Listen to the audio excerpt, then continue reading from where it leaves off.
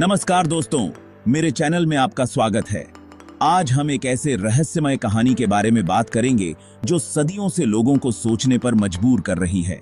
क्या आप जानते हैं कि हिंदू धर्म में 7 ऐसे दिव्य पुरुष हैं जिन्हें अमर माना जाता है और जो कल के अवतार का इंतजार कर रहे हैं।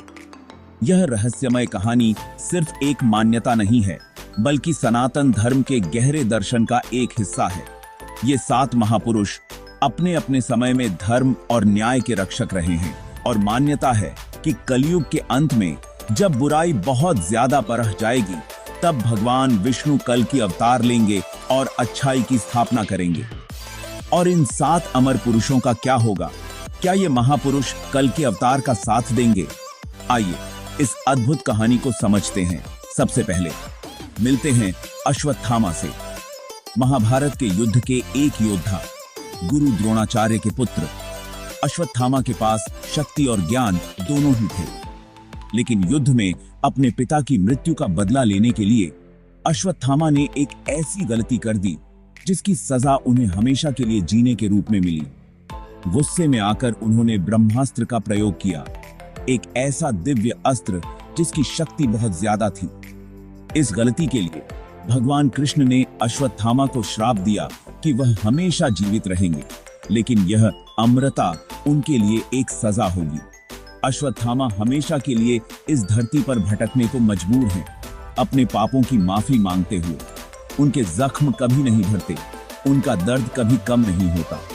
कहते हैं कि अश्वत्थामा आज भी इस धरती पर कहीं घूम रहे हैं, अपने श्राप से मुक्ति का इंतजार करते हुए। अब बात करते हैं राजा महाबली की, जिनकी दानवीरता की कहानियां आज भी लोगों को प्रेरित करती हैं। राजा महाबली असुर वंश के राजा थे, लेकिन उनका हृदय बहुत बड़ा था। वो हमेशा दूसरों की मदद करते थे और अपनी प्रजा से बहुत प्यार करते थे। भगवान विष्णु को उनका यह गुण इतना पसंद आया कि उन्होंने वामन अवतार में महाबली से दान मांगा। महाबली ने वामन को अपना सब कुछ दान कर दिया, यहाँ तक कि अपना राज्य भी। भगवान विष्णु उनकी दानवीरता से बहुत प्रसन्न हुए और उन्होंने महाबली को पाताल लोक का राजा बना दिया। ऐसा माना जाता है कि महाबली कलयुग के अंत में फिर से पृथ्वी पर राज करेंगे और भगवान कल्कि के साथ मिलकर धर्म की स्थापना करेंगे। अब हम बात करेंगे एक ऐसे महान व्यक्तित्व की जिन्होंने हमें ज्ञान का अनमोल खजाना दिया है।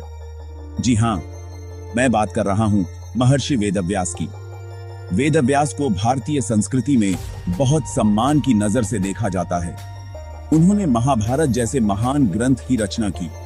महाभारत सिर्फ एक युद्ध की कहानी नहीं है, बल्कि यह जीवन, धर्म, कर्म और मोक्ष जैसे कई महत्वपूर्ण विषयों पर प्रकाश डालती है।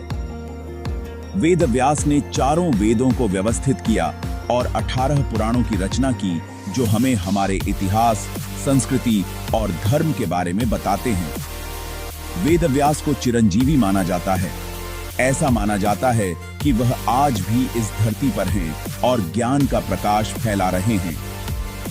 उनकी उपस्थिति हमें याद दिलाती है कि ज्ञान ही सच्ची शक्ति है।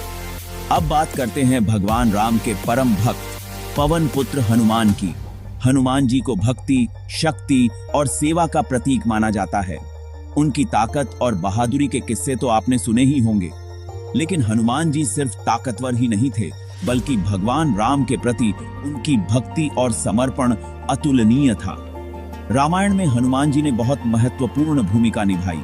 उन्होंने अपनी बुद्धि, शक्ति और भक्ति से भगवान राम की सेवा की और उनके लिए हर मुश्किल को आसान बना दिया। हनुमान जी को चिरंजीवी होने का वरदान मिला है। ऐसा माना जाता है कि वह आज भी इस धरती पर मौजूद हैं और अपने भगवान राम का इंतजार कर रहे हैं। अब मिलिए रावण के छोटे भाई विभीषण से। विभीषण का चरित्र रामायण में एक अलग ही छाप छोड़ता है।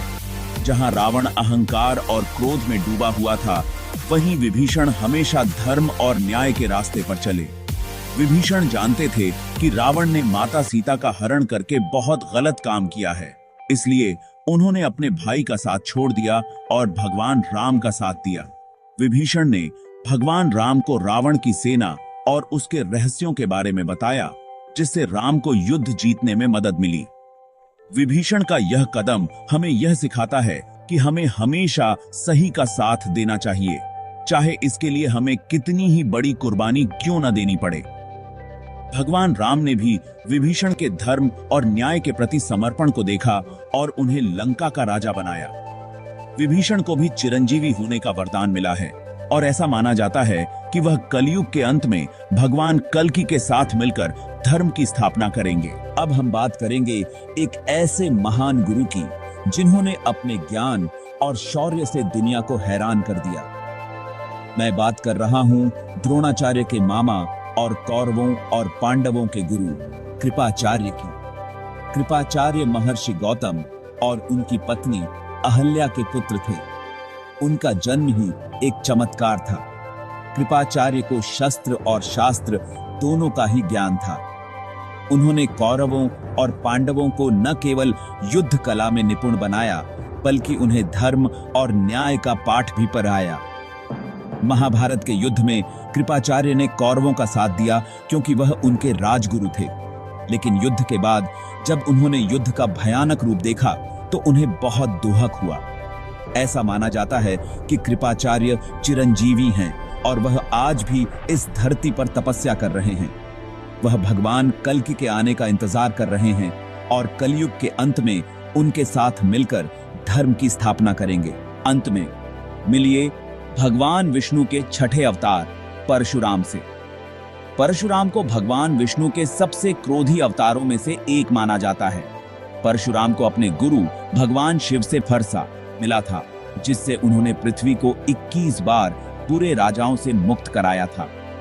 परशुराम सिर्फ क्रोध के ही देवता नहीं हैं, वह एक महान योद्धा, एक शिक्षक और एक ज्ञानी भी हैं। उन्होंने भीष्म, द्रोणाचार्य और कर्ण जैसे महान योद्धाओं को शिक्षा दी। परशुराम चिरंजीवी हैं और ऐसा माना जाता है कि वह आज भी इस धरती पर तपस्या कर रहे हैं।